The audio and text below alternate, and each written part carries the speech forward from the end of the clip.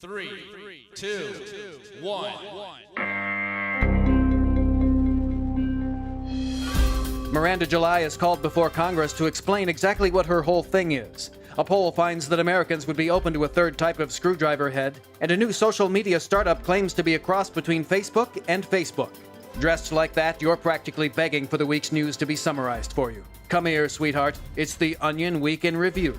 Executives from fast food giant Arby's announced Monday the launch of the restaurant chain's new grab-and-go value meal, which allows customers to go behind the counter at participating franchises and carry away as much loose roast beef as they can pick up with their bare hands. The already wildly popular $2.99 deal gives patrons 15 seconds to frantically scoop up fistfuls of hot roast beef from piled-high steam trays set out on the floor, with the only stipulations being that cargo pants are not allowed and one's shirt cannot be tucked into his or her pants with the intent of dropping roast beef down the collar. A lot of pushing, a lot of clawing. Gotta watch these people steal the meat right out of your hands. As long as you hold your ground, it's an unbeatable deal. I mean, look at this beef I got. Other fast food chains are beginning to follow suit, with Dairy Queen now charging customers $2.50 to drink from the soft-serve nozzle until they need to take a breath, and Krispy Kreme expected to announce a 75-cent menu option that allows patrons to bring in any food item of their choosing and dunk it in the donut purveyor's signature glaze. According to a weird, completely unsolicited report issued by the Department of the Interior Wednesday, dry humping is an adequate sex alternative for teens.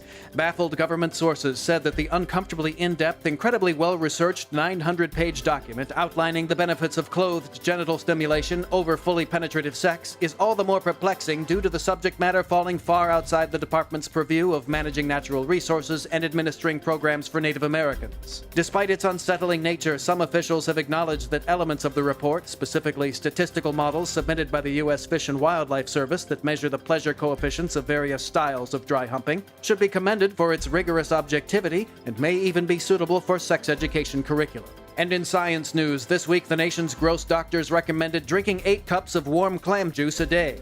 The report, issued by the CDC's Department of Gross Medicine, specified that each serving of the room-temperature clam extract should ideally have bits of shell floating in it and should be gargled in the back of one's throat for several seconds before being swallowed. After your 4th cup of clam juice, we recommend eating whatever you find between your toes, or just mixing the toe jam right into your 5th cup. It's really great for you. Gross doctors added that people with shellfish allergies can substitute a gallon of tofu runoff. In sports, David Stern announces a new NBA supernatural investigation spin-off, NBA Nights. In other news, black conservatives throw their support behind a candidate whose religion believes black people bear the mark of Cain. The Supreme Court overturns right v. wrong, and a snake gets a tattoo of a dude on its face. We're through holding your hand this week. Time to return to muddling through life with no direction and few real prospects. For more, visit theonion.com/newsbeat.